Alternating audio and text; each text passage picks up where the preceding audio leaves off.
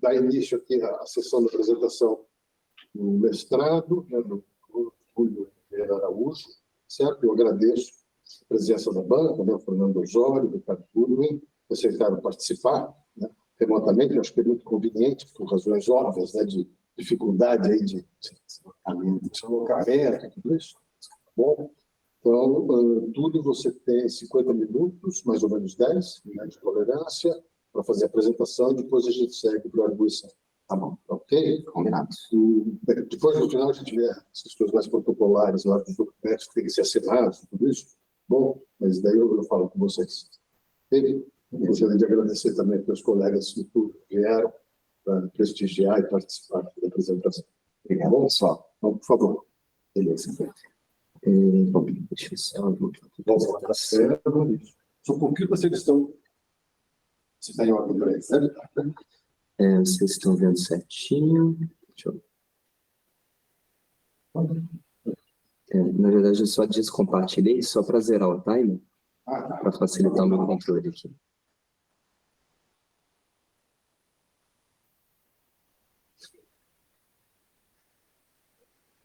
Bom, pessoal, beleza.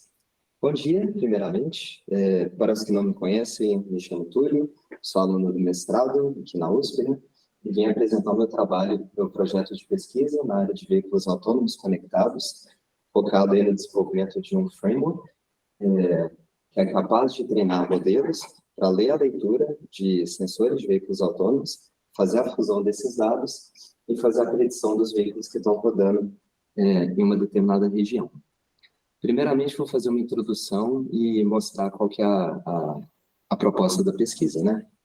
Inicialmente, nos últimos anos, né, a gente tem visto diversos avanços em sistemas de assistência ao motorista, mas a convergência para veículos completamente autônomos ainda apresenta uma grande dificuldade. Novas linhas de pesquisa têm como objetivo conectar veículos autônomos, seja veículos, a dispositivos ou infraestrutura, se tornando, então, os veículos conectados autônomos. Pesquisas recentes têm sido feitas tanto em veículos, que é caro, lento e com alta precisão, e simulações que são mais baratas, mais rápidas, mas com uma precisão média. Além disso, né, para facilitar esse tipo de pesquisa, usando a técnica de Deep Reinforcement Learning, foi desenvolvido esse framework CarAware que eu vou apresentar no trabalho. E como primeiro estudo de caso, foi feito uma implementação baseada nos sensores das Basic Safety Messages, BSM, que é um padrão de comunicação entre veículos, né? Mas num setup de V2C, comunicação entre veículo e nuvem. Mas esse framework já apresenta a base também para outras implementações que envolvam os outros sensores.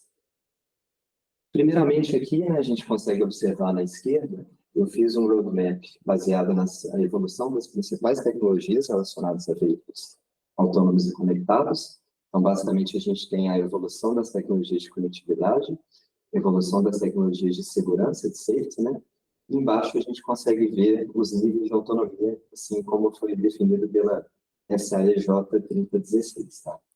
Basicamente, à medida que a gente vai trazendo mais conectividade, mais técnicas de segurança, chega um momento que a gente chega no que a gente chama de veículo autônomo nível 5, onde você não precisa de atenção do motorista, não precisa de interface do motorista também. Ali em cima, nessa parte aqui, eu mostro o mapa de São Francisco, com algumas empresas que têm veículos autônomos rodando, né? Mas, apesar de estarem rodando hoje, eles rodam numa situação bem controlada de velocidade, de região, e mesmo assim a gente tem vários casos de acidentes, como esse da Uber, que o carro não foi capaz de detectar uma pessoa atravessando uma rodovia. Como motivação do trabalho, né, peguei alguns dados estatísticos da ISA, basicamente alguns, né, aproximadamente 1,25 milhões de pessoas morrem em acidentes por ano, com aproximadamente 20 a 50 milhões ficando machucados também, né, feridos.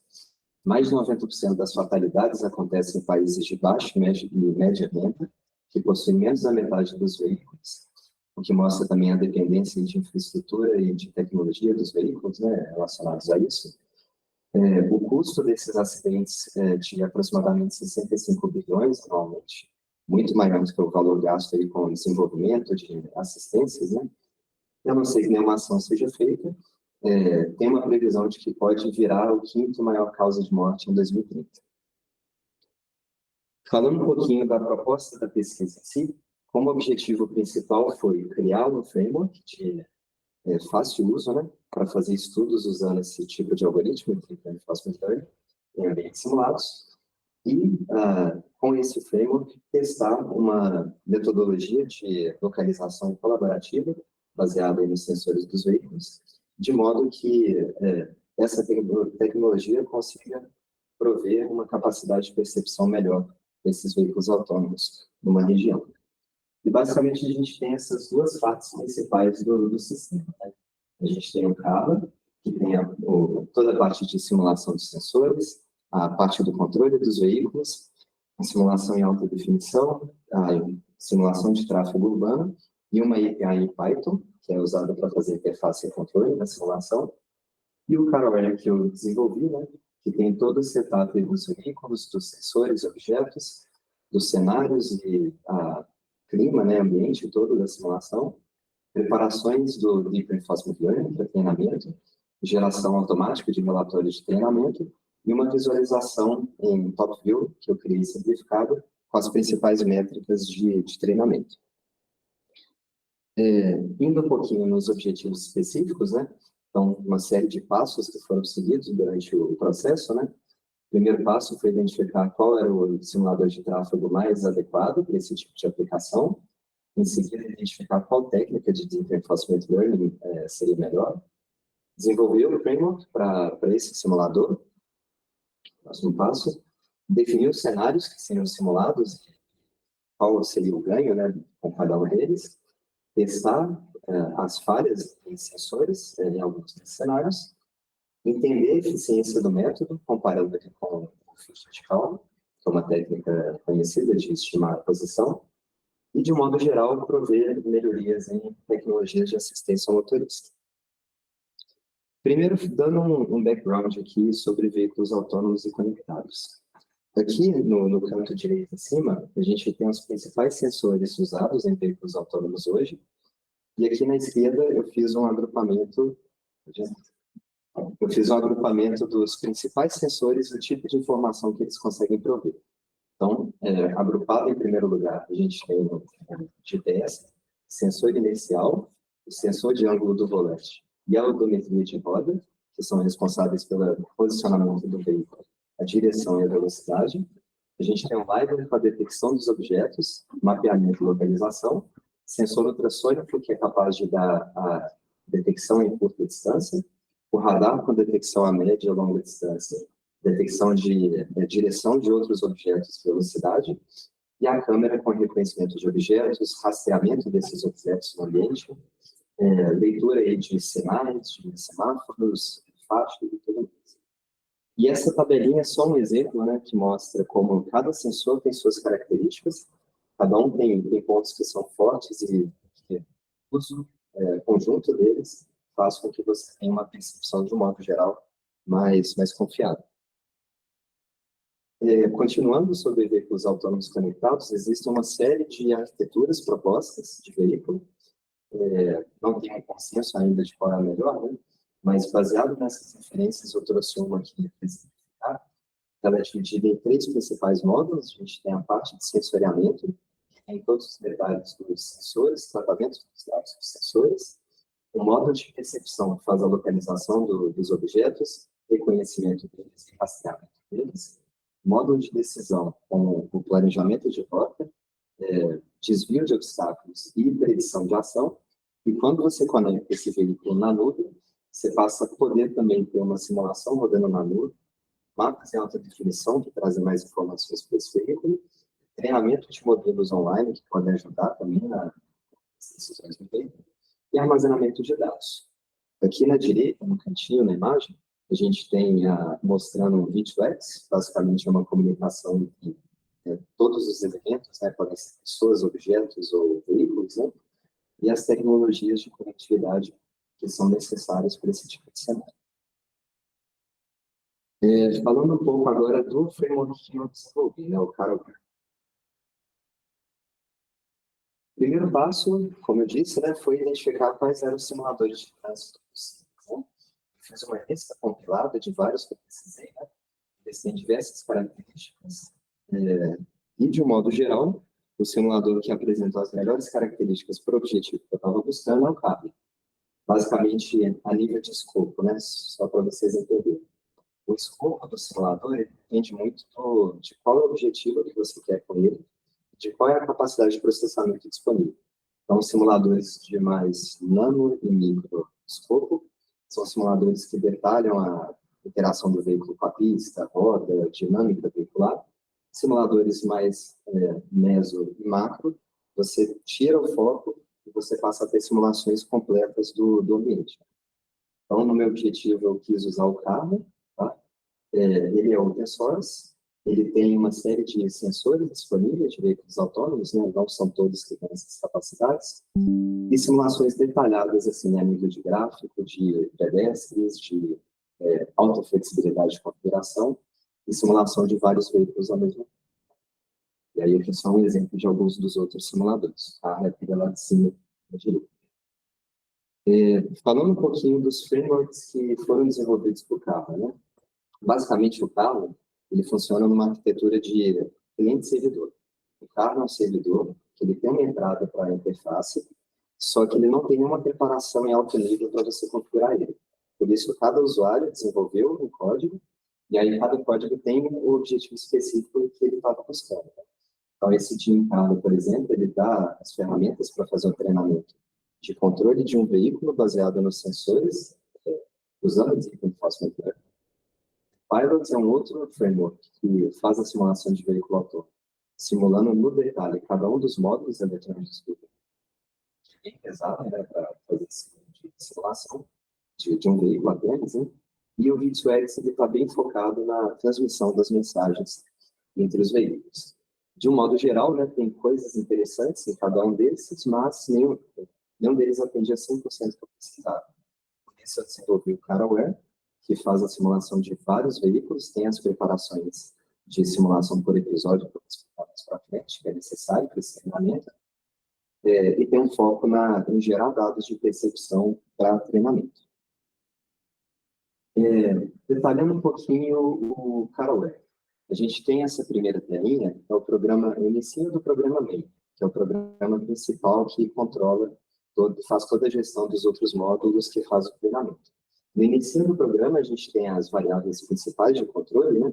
Nessas variáveis, a gente consegue configurar os treinamentos, como que ele vai ser, o ambiente de simulação, todos os parâmetros de treinamento, tudo que é configurado está no início desse programa. E aí, lá em cima, a gente tem o diagrama máquina de estados, né? Quais são os módulos de funcionamento desse programa, né? Então, basicamente, ele pode rodar para treinamento, quando você está treinando o modelo, ele pode rodar no modo de execução, que você carrega o modelo, tá? e avalia ele, né? E no modo de simulação, quando você não carrega nenhuma dessas partes de preparação de treinamento. Mas, basicamente, dependendo do modo que você seleciona, ele vai chamar cada um daqueles programas que estão naquele diagrama de blocos da direita embaixo, né? Então, cada bloquinho tem uma função, seja para fazer a lógica de treinamento, de rodar, para rodar essa execução em top view, e todas as implementações para fazer o treinamento. Aqui eu trouxe um exemplo, essa é a tela principal do framework. Basicamente, eu criei essa imagem, né? O carro está rodando por trás, no ambiente 3D, com todo o detalhe, né? E fidelidade gráfica, né? Mas para o treinamento, para simplificar, né? Eu criei essa visão superior, que você consegue ver as principais informações, tanto do ambiente simulado, quanto as métricas de treinamento aqui nesse gradzinho na esquerda. Tem um exemplo que eu coloquei aqui no canto. Aqui no canto direito, né, a gente consegue ver um modo, quando você ativa o LiDAR, você consegue enxergar a nuvem de pontos do LiDAR onde está rodando.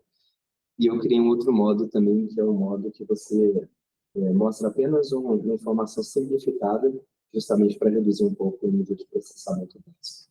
para algumas dessas visualizações. Em cima, a gente tem ali todos os módulos que foram usados para desenvolver esse framework. Bom, aqui são sensores que tem implementados no framework, né? Basicamente é o GPS, o sensor artificial, a câmera, o LiDAR, a odometria de roda e o sensor de ângulo. Alguns desses dados o Carla já provê, mas devido à necessidade do treinamento, seja para simplificar o dado que o modelo está sendo, seja para fazer algumas conversões para se enxergar na tela de top view, né? Implementar alguns cálculos de conversões para isso, né? Então, o GPS, por exemplo, né, a gente faz a conversão de coordenadas geográficas para a referência do Pygame, que é esse programa que gera essa visão superior, né? Uma referência absoluta. O IMU não foi necessário nenhum tipo de conversão, né? A câmera, eu fiz algumas implementações a mais. Então, aqui em cima a gente consegue ver os modos de câmera possíveis, né? Então, a gente tem a câmera RGB, normal, né? Então, a câmera cor. A gente tem a visualização semântica, que você dá um destaque só por tipos de objeto, né? Facilidade do treinamento. Eu criei essa visão binária, que é ainda mais simples, né? A gente só destaca pontos de interesse. E essa embaixo aqui é o YOLO, que basicamente é um modelo pré-treinado bem conhecido, que faz identificação de objetos e pode ser usado em alguns estudos também. O LiDAR ele tem conversões usadas porque a referência do LiDAR depende da posição do veículo, né? Então, para a gente enxergar 90 pontos corretamente, teve uma conversão para ficar estática, né? E a odometria, basicamente, a gente só converte, no caso do ângulo do volante, em graus, no caso da odometria, a velocidade para quilômetros por hora. Bem, falando um pouquinho, então, da técnica utilizada, né? Basicamente, aqui a gente tem a noção de como funciona esse tipo de algoritmo, né? Nesse diagramazinho de baixo, na esquerda, a gente tem a funcionamento básico, né? Basicamente, o modelo que toma uma ação. Essa ação ela é atuada num ambiente de treinamento, de simulação. Esse ambiente ele vai retornar qual que é o estado desse ambiente após a ação tomada. E também a recompensa posterior a essa ação. E essas duas informações voltam para a gente. O agente ele tem uma regra que define quão vantajosa foi essa ação, né, a recompensa. E, dependendo da recompensa, ele vai aprender quais são as ações interessantes para ele tomar. E ele vai fazer isso ciclicamente, a gente vai aprender. Ali na direita, embaixo, a gente tem os principais algoritmos que existem, né? Tem uma série, hoje tem até mais que estão aqui, mas a tipo de simplificação, né? O PPO é o algoritmo que foi utilizado para o estudo de caso aplicado nesse projeto, né? Mas, de um modo geral, né? Eles podem ser divididos baseados em modelo ou model free. O model free, basicamente, você não precisa modelar sistematicamente todo o ambiente que ele está fazendo treinamento, e ele pode ser de dois modos diferentes. Tá? Ele pode ser baseado em valor ou baseado em política. Nessa figurinha aqui em cima, a gente consegue entender um pouco melhor esses conceitos. Esses dois tipos de algoritmo, eles chegam no mesmo objetivo, só que por meios diferentes.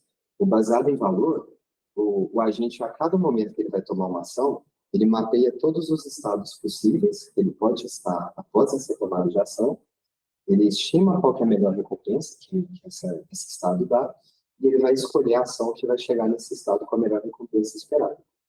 Os baseados em política, eles aprendem uma política de seleção de ação que dá o melhor resultado para ele baseado na recompensa.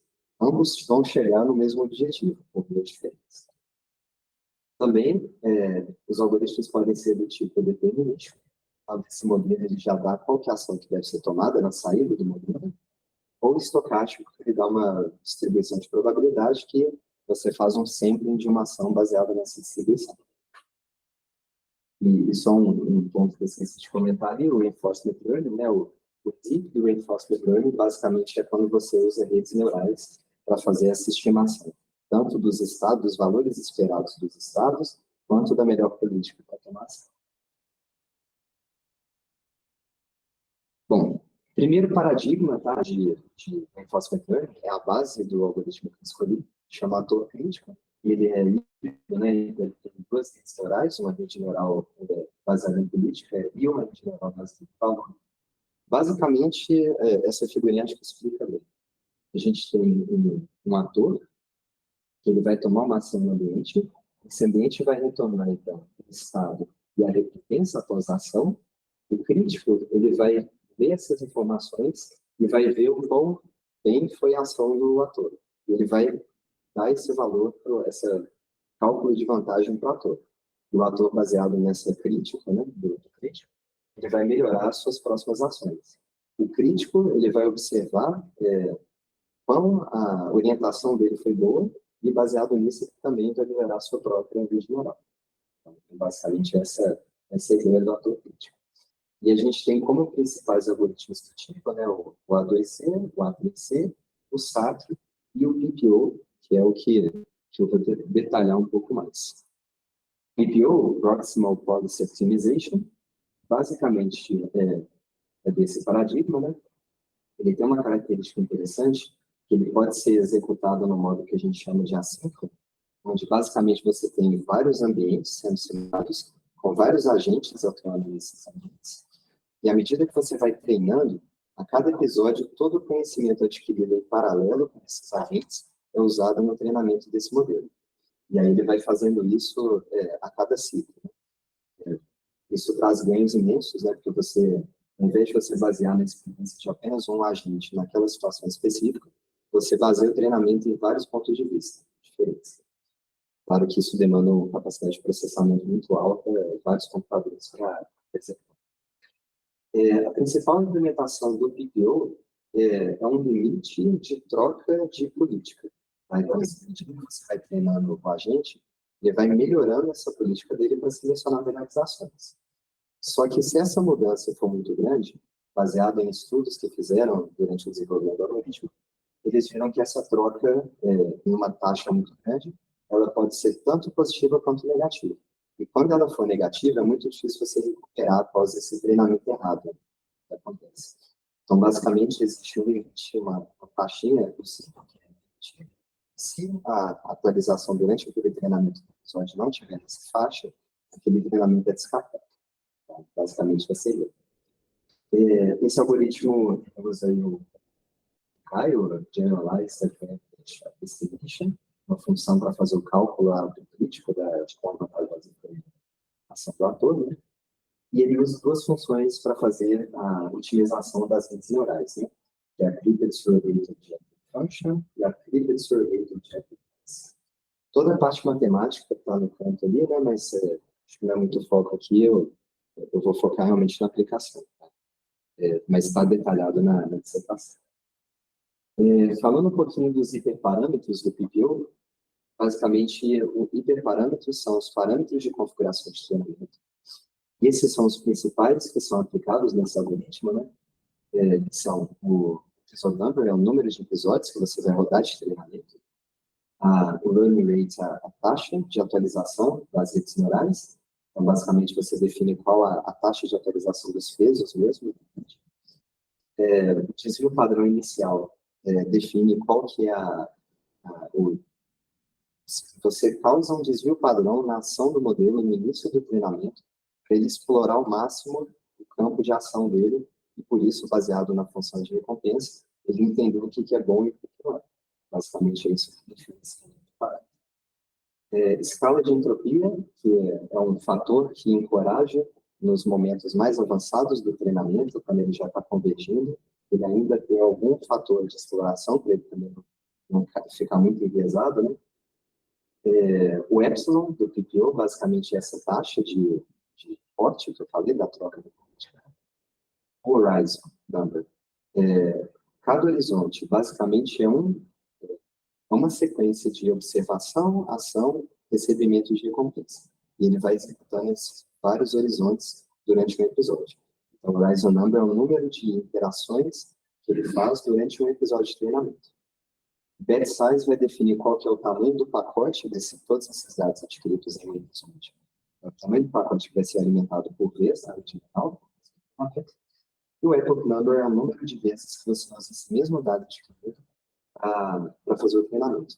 Igual a gente pode ler um texto, não entender tanto, você lê uma segunda vez, uma terceira vez, entende? A mesma uma técnica aplicada também aqui foi o Curriculum Learning. É uma técnica geral, não é só do Reinforcement Learning, é usado em todas, pode ser usado em vários machine learning. Basicamente, você começa o treinamento com dados mais simplificados e você vai complicando à medida que o modelo vai sendo treinado. Porque, basicamente, é como a gente faz na faculdade. A gente começa aprendendo cálculo para depois a gente chegar em física avançada e tudo mais. Se chegar com física avançada primeiro, você não vai entender nada. E com isso você define, então, quais são esses pacotes, quais são os passos de treinamento. Por aí vai. Ele pode ser de dois tipos, pode ser pré-definido, quando um especialista que conhece o problema, ele define quais são os melhores passos a serem seguidos, ou automático, que você tem algoritmos que podem calcular qual é o melhor currículo de treinamento. Nesse caso, eu acabo usando o pré-definido estúdio. Falando um pouquinho de Kalman Filter, basicamente, como eu expliquei, foi a técnica que eu empreguei para comparar a performance do modelo treinado, né? Não é o foco principal desse projeto, né? Mas foi algo implementado para a gente usar para comparação. Mas só para dar uma explicação bem rapidinha, né? Basicamente, a técnica do Kalman Filter é uma técnica que já é antiga, evoluiu desde o início, né? Mas ela foi aplicada na época da missão Apollo, que guiou o pouso na Lua, né? Basicamente, é um estimador, não tem rede neural nela, né? Estimador de posição, que ele faz uma predição de uma posição futura, depois ele faz uma medição baseada em sensores, e baseado tanto na predição quanto na medição, ele faz uma correção do melhor estimador. Tá? No Caraware, foi implementado dessa forma. A predição ela é feita baseada no sensor, a correção feita baseada no GPS, e isso vai rodando ciclicamente enquanto ele vai melhorando o estimador. Beleza. Falando um pouco agora do estudo de caso, né? Que foi aplicado tanto para testar a metodologia, quanto para testar também o próprio framework. Esse foi o setup implementado, tá? Então, seria aquele diagrama do ator crítico, só que agora já com os detalhes desse treinamento, né? Então, basicamente, as duas redes neurais ali do ator crítico. Na entrada do ator, a gente tem o vetor de estados, né? Então, as entradas dos sensores, né? Basicamente, a posição do GPS, acelerômetro, giroscópio, compasso, velocidade e o ângulo do volante. O ator, então, baseado nessas informações, ele faz a predição, né? Posição x e y no mapa desse veículo. Essa ação, o ambiente retorna uma recompensa, essa recompensa mais a predição do ator, mais o vetor de estados, entra no crítico, e aí sim fazer aquele cálculo de vantagem do autonator, e aquele valor que o velho no final é a avaliação dele de como ele se saiu na experimentação. E os episódios acontecem desse seguinte modo. A gente tem aqui o episódio simulado, então a gente faz um spawn dos veículos de forma randômica no mapa, né? Ele cria os veículos no mapa, coloca um controle automático randômico nele, tá?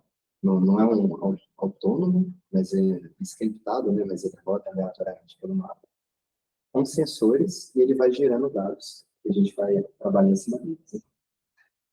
A cada horizonte, né, interação que vai acontecendo, ele vai gravando as informações ali de estado, ação, recompensa e o cálculo da vantagem.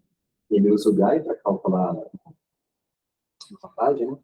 Depois ele divide todo esse pacote de dados, né, de cookies, lá nos mini pacotinhos de mini batches.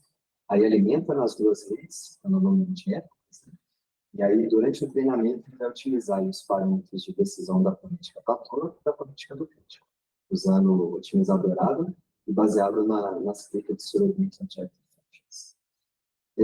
De tempos em tempos, durante o treinamento, ele vai rodar uma sessão de avaliação, então ele executa tanto o Deep Reinforcement Learning quanto o Karma Filter para fazer essa comparação, e ele vai repetindo esse ciclo todo até o fim do treinamento.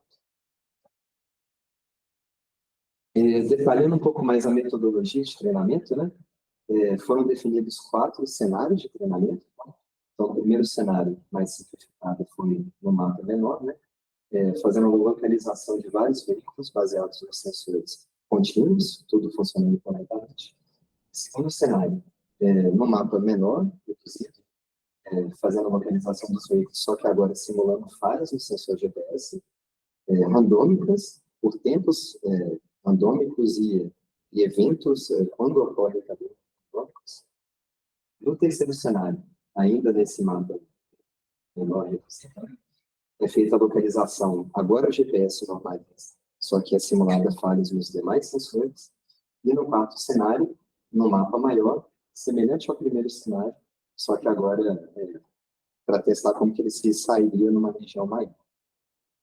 Detalhando um pouquinho mais ali, então, os sensores, né, são aqueles que estão em estado de observação, né, esses foram os utilizados.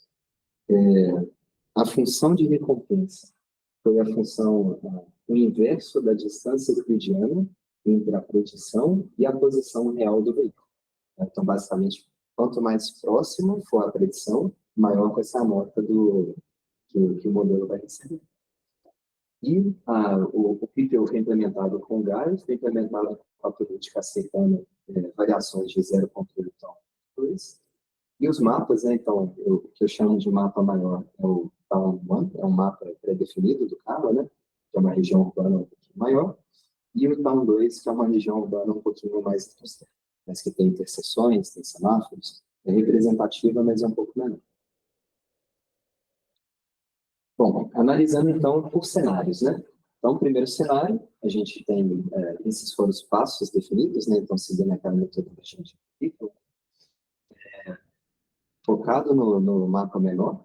Primeiro começa fazendo o treinamento com a gente rodando, sem fazer a reinicialização da posição após o fim do episódio.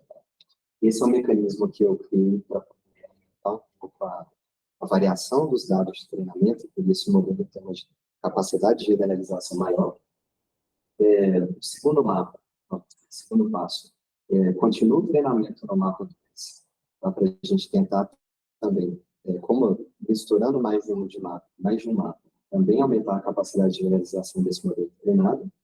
Terceiro passo, eu implementei um algoritmo que fica trocando os mapas, então, basicamente você conhece, treina 50 episódios em um mapa, troca para o outro mapa, treina mais 45, troca para o outro, treina mais 40, por aí vai, até o momento que ele troca a cada episódio. Quarto passo, ele volta para o mapa 2, que é o objetivo principal, né, desse treinamento, né, para convergir, facilitar a conversão aí do modelo. Quinto passo, ele começa a simular essas inicializações de posição. Por último, ele faz uma redução, esse ponto eu esqueci de comentar. Todos os demais passos, o GPS, o sinal do GPS, ele tem um alto erro aplicado aí, tá? Então, é aplicado noise, né, nesse sinal, para também melhorar, baseado em várias referências que eu vi, esse tipo de coisa, você consegue melhorar a capacidade de generalização do aprendizado também. Ele não fica tão dependente que ele só entenda aquele valor exato do sensor enviado. Então, é feita essa simulação de alta indução de erro, até o último episódio, quando eu abaixo, para justamente facilitar essa conversão final e finalizar o treinamento. Ali na direita, a gente tem as curvas, né? Então, a curva de treinamento ali do primeiro curva de recompensa, né? Então, basicamente, a recompensa ela vai aumentando à medida que o modelo vai. E a curva de baixo é a curva do desvio padrão. O desvio padrão, como eu disse, tem aquele parâmetro que você escolhe qual que é o valor inicial dele, né, de onde que ele começa, que no caso ele é 70%, né? Mas à medida que você vai treinando, ele vai entendendo quais são as melhores ações e por isso ele para de chutar. No início ele realmente está chutando valores, e aprendendo baseado na recompensa deles, né? No finalzinho, você tem aquela conversão final no valor bem pequenininho do seu padrão. Analisando aqui os resultados, tá? Então, aqui foi após a execução do treinamento, né, do cenário, você tem os veículos rodando, tá? Espero que estejam conseguindo ver, mas basicamente a gente tem aqui essas setinhas azuis são os veículos, os pontinhos vermelhos é a saída do modelo, né? Então, a direção,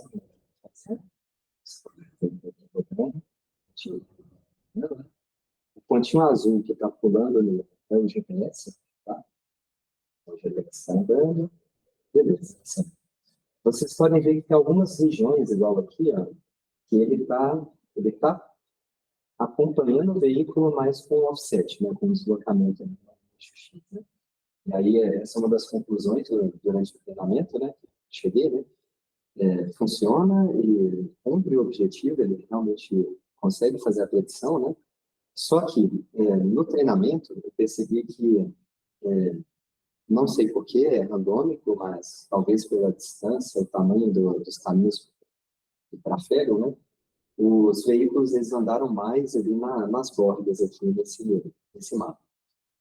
No meio eles trafegaram menos e por isso eles não conseguiram um aprendizado tão bom quanto rodando por fora.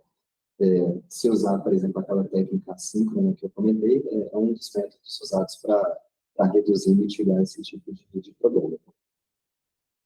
Aqui também a gente consegue ver a comparação então entre o filtro de calma e o treinamento, né?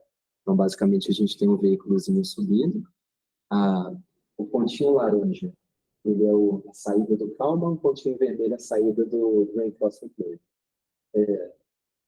Nos pontos que ele foi melhor treinado, ele se sai melhor.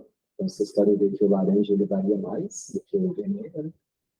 Mas nos pontos que ele não teve o treinamento tão bem feito, né? O calma acaba se saindo melhor. Outro fator observado interessante, mesmo com ruídos altos simulados, né? A fusão dos sensores usando essa técnica foi capaz de reduzir esse na predição. A predição tem um erro menor do que os próprios sensores, né?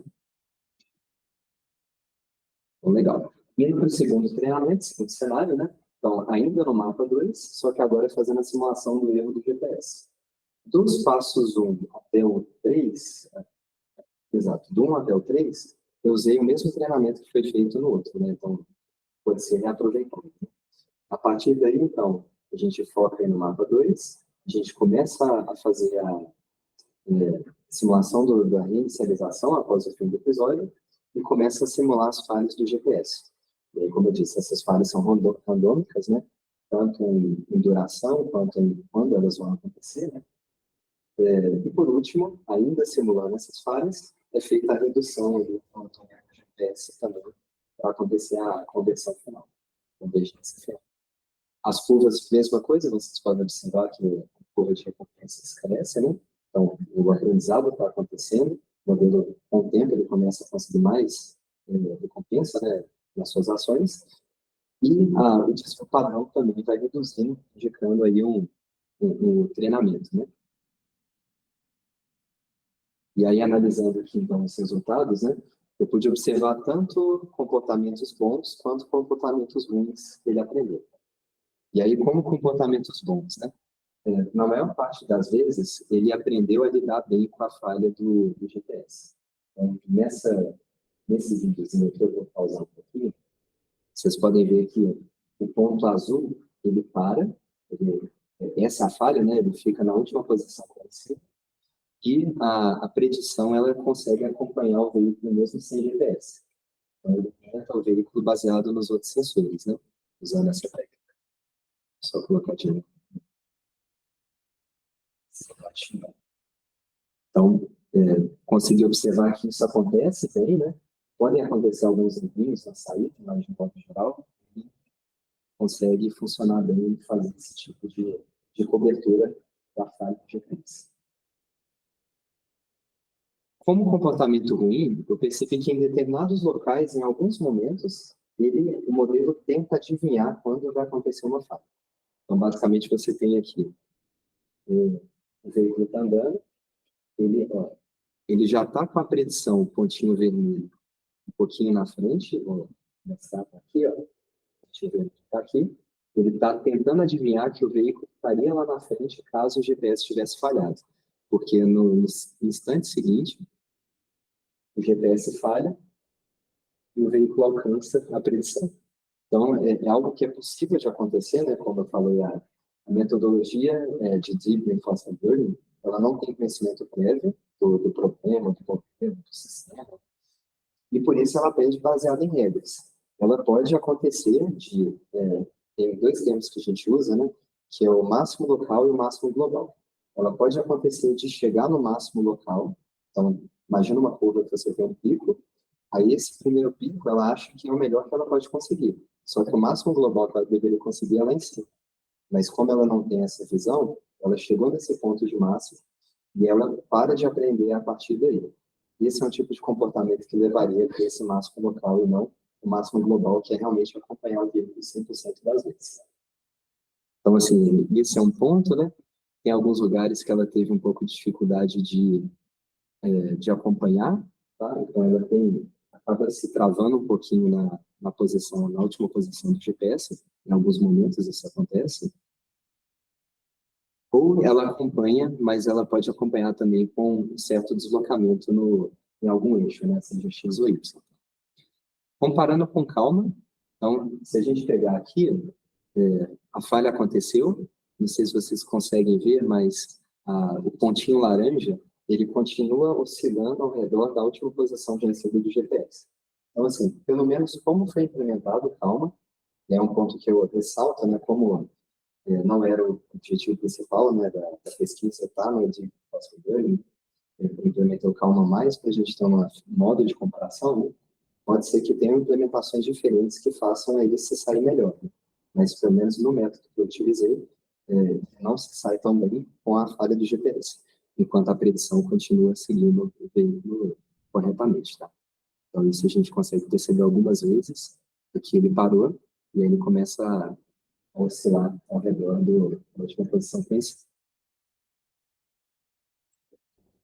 Bom, indo para o terceiro cenário, então, a gente passa a simular a falha nos demais sensores, né? Então, primeiro ou terceiro passo, mesma coisa. Quarto passo, foca no segundo mapa. Quinto passo, semelhante ao anterior, só que agora o GPS está funcionando normal, mas a gente passa a simular falhas nos demais sensores. Lembrando que essas falhas não acontecem em conjunto. Não é que todos os outros sensores eles dão um problema na mesma hora. Acontece de forma randômica, por durações randômicas, entre eles, tá? Essas falhas. E sexto passo, finalmente abaixo o GPS para ter essa última convergência, né? Então, resultado similar, né, esperado do aprendizado, e o que eu pude observar era o que eu já esperava mesmo nesse cenário, né? Se a gente pensar que o GPS é um sensor que a informação intrínseca dele é a posição, né, ele é o sensor com a maior contribuição quando você está tratando de localização. Por isso, a falta dos demais sensores, você faz com que o modelo se dependa mais ainda do GPS, que, beleza, é um bom sensor para fazer a localização. Então, de um modo geral, ele consegue lidar bem aí com as falhas, né? Em todos esses momentos, a falha está acontecendo. Tem alguns pontos, sim, que ele pode ter algum tipo de atraso, mas, no geral, ele consegue lidar bem com esse tipo de falha. Aqui, comparando no caso do Kalman e do Foster, vocês podem ver que o pontinho laranja, ele consegue acompanhar o carro quando acontece a falha, só que ele oscila ao redor do eixo do veículo. Ele ainda consegue acompanhar o veículo, mas ele tem essa oscilação maior acontecendo durante o evento de falha. Por último, né, então, o último cenário, falando do treinamento também com todos os sensores funcionando corretamente, agora é no mapa maior, né? Então, a gente também segue os primeiros 3 passos. No quarto passo, a gente volta para o mapa 1, tá? Aquela focada de treinamento em simulação de sensação. Quinto passo, a gente abaixa o GPS. Nesse cenário, vocês podem observar que a curva ela cresce, então a recompensa aumenta, o desvio padrão reduz, só que ele não tem o mesmo desempenho que tiveram nos cenários anteriores, né? Tem um pouco mais de dificuldade, né, de entender esse mapa. E mesmo ali no desvio padrão, vocês podem ver que no finalzinho, ele poderia descer mais comparado com os demais, né? Mas esse é um ponto que eu passei esse ponto de treinamento, eu continuei treinando, e aí ele chega numa situação que a gente chama de overfitting. Quando você treina demais uma rede neural, ela meio que satura todos os pesos dela, e aí automaticamente toda a recompensa cai, ela perde o conhecimento dela. Então eu parei no limite máximo que era possível de treinamento desse modelo. Então, analisando aqui os resultados, né? Esse mapa ele é bem maior, né? Vocês podem ver os carrinhos aparecendo menorzinhos, né? Apesar da perspectiva em escala, né? Parece que é a mesma, né? Ele consegue seguir a posição dos veículos, como vocês podem ver, esse carrinho está passando ali em cima, né? Só que ele segue com alguns desvios a mais. Eles não são tão... Esse cenário não foi tão preciso. Ele tem mais regiões que ele não teve uma performance tão boa, igual no primeiro cenário que tiveram alguns que não tiveram.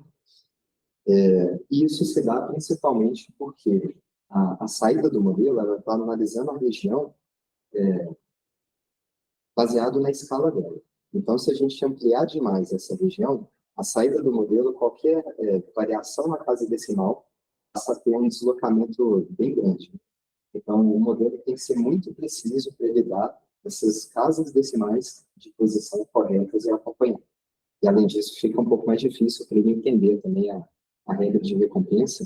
A variação das recompensas vai variar um pouco mais, se você pensar nessa questão da casa decimal. E aí, comparando aqui, né, os dois, né, mesma situação. Nos locais que ele foi melhor treinado durante o treinamento, né, ele acompanha melhor a posição do veículo do que o Calma, tá? E nas regiões que ele foi treinado, que ele trafegou menos durante o treinamento, o Calma se sai melhor.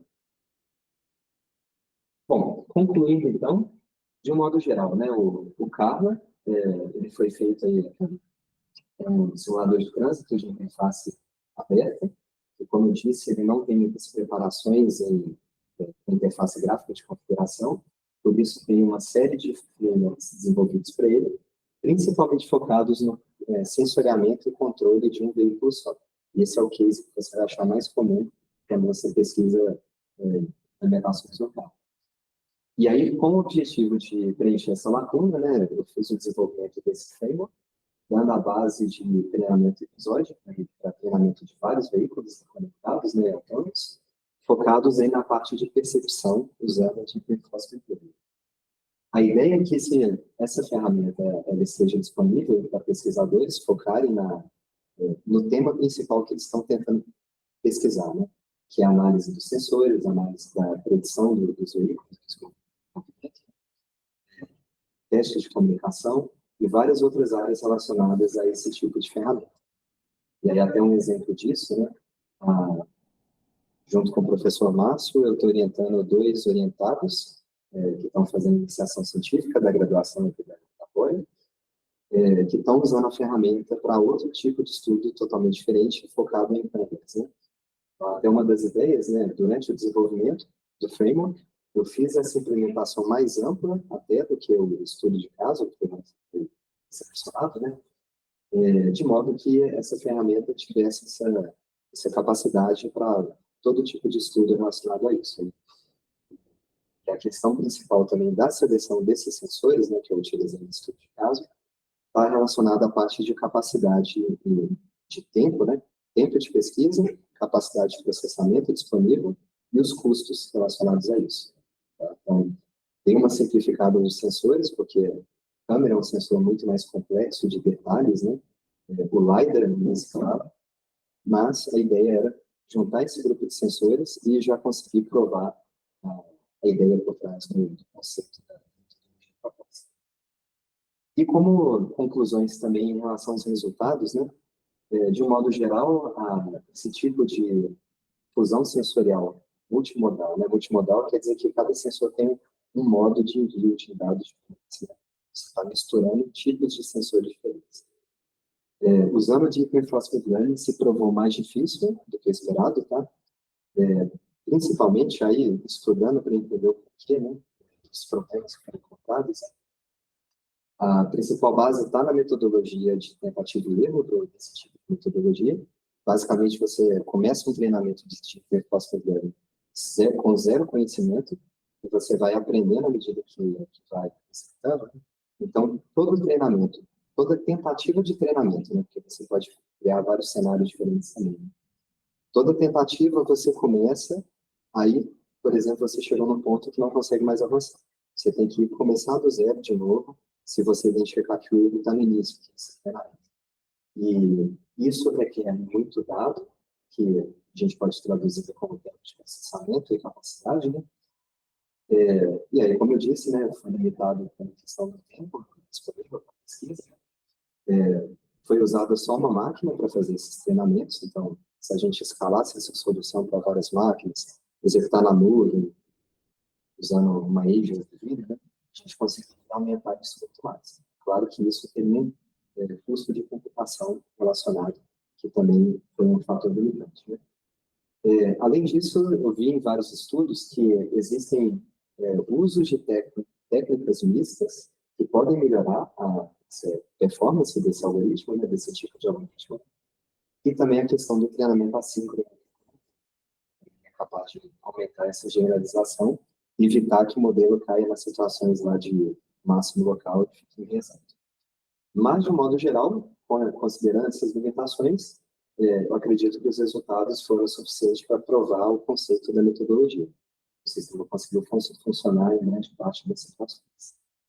E a ideia é que, no final, essas metodologias poderiam ser aplicadas, então, em sistemas localizados no servidor, que está gerenciando uma região, e aí ele coleta todos os dados dos veículos que estão trafegando nessa região e provê de volta informação de localização para eles, de modo que ele consiga melhorar a percepção deles, seja veículo autônomo ou mesmo pessoas dirigindo, né? Poderia ser um sistema passivo de como informação para o motorista. E, de modo geral, melhorar as situações de tráfego como um todo. Alguns pontos que eu elenquei aqui de melhorias, né, no desenvolvimento do framework, então, alguns relacionados a esses pontos de melhoria que você tem também no detalhe. Então, uma delas é implementar o modo síncrono do carro. Isso não tem relação com o modo assíncrono do Interface Manager. Basicamente, no carro, o treinamento foi executado com a simulação rodando no carro e o meu framework rodando em paralelo. E ela está simulando em tempo real aqui e o meu framework está trabalhando em paralelo com o simulador. No modo síncrono, eu consigo, com o meu código, controlar cada passo de simulação. E isso é útil porque, se eu for fazer uma implementação, por exemplo, que eu quero calcular, fazer cálculos baseados nos dados do live, a nuvem de pontos é gigante. E aí você dificilmente conseguiria processar tudo em tempo real e voltar à simulação, sem se perder. Né? Então, a ideia é você poder executar a simulação de forma mais lenta, acompanhando os seus tempos de processamento. Por exemplo, o modo assíncrono que eu comentei, então, de uma implementação do framework, implementar uma ferramenta de configuração de cenários na TopView, né? Então, os cenários foram feitos de forma manual, né? Pelas configurações daquelas variáveis no início do programa, mas poderia ter uma ferramenta de interface para isso. O uso de uma ferramenta flexível de configuração de né? Ou a implementação lá dos conectores automáticos, implementar a estrutura para outros tipos de algoritmos de interface, implementar essas outras técnicas misturado com reinforcement learning, como o imitation learning e algoritmo genético. E, por último, caso tenha também o interesse de usar o framework para estudos relacionados ao controle do veículo autônomo, implementar uma opção de veículo herói. Esse termo ele é comum em simuladores de trânsito. É um veículo que é controlado 100% por um algoritmo de usuário. Então, seria um veículo autônomo mesmo, né, com algum algoritmo controlando ele, e não um script controlando ele de forma automática. Bom, pessoal, é isso, de um modo geral. Fico à disposição de tirar dúvida de todos. Eu tenho uns minutinhos, só aproveitando, falar um pouquinho da parte como foi o processo, né, de pesquisa. Aqui eu fiz só um compilado de como foram as disciplinas, né, que eu estudei, né, para fazer o mestrado como um todo, né. Então, confiabilidade e segurança de sistemas, técnicas de raciocínio probabilístico, inteligência artificial, ciência de dados, sistemas de inteligência de transporte, sistemas automotivos e tópicos de computação em nuvem. Além disso, né, tem alguns artigos que eu escrevi durante, né, o mestrado, e o último que eu publiquei junto com o professor Justo, que foi focado na parte no desenvolvimento do framework. Esse artigo a gente publicou, eu apresentei no congresso na França ano passado, lá no MIT Legends. Bom, durante todo o projeto também eu tive que pesquisar várias coisas, né, para entender cada caixinha que eu apresentei aqui é um mundo de conhecimento. Então, o principal foi os treinamentos que fiz ali no Coursera. É uma plataforma online de treinamentos muito interessante, que tem vários módulos focados em veículos autônomos. Eu fiz outros cursos relacionados à parte de Deep Learning e programação em Python, né, de análise de dados, de Reinforcement Learning, e o último ali bem focado em Python. E aí, usando essa parceria que a USP tem com o Coursera, que é bem interessante, é uma ferramenta que disponibiliza cursos que são dados por universidades, né? Interessante é isso. Universidade de Toronto, de Michigan, é uma pós-graduação mesmo online que a gente faz. Bom, e de um modo geral, a timeline de desenvolvimento e o grande impacto, de um modo geral, está nos testes e análise de resultados, né? Eu posso dizer que 2 anos com o computador rodando, fazendo testes, treinamentos, tenta uma coisa, não chega no resultado, vai para outro caminho, por aí vai. Chegar na conclusão. É isso. Agora cabe isso. Ótimo.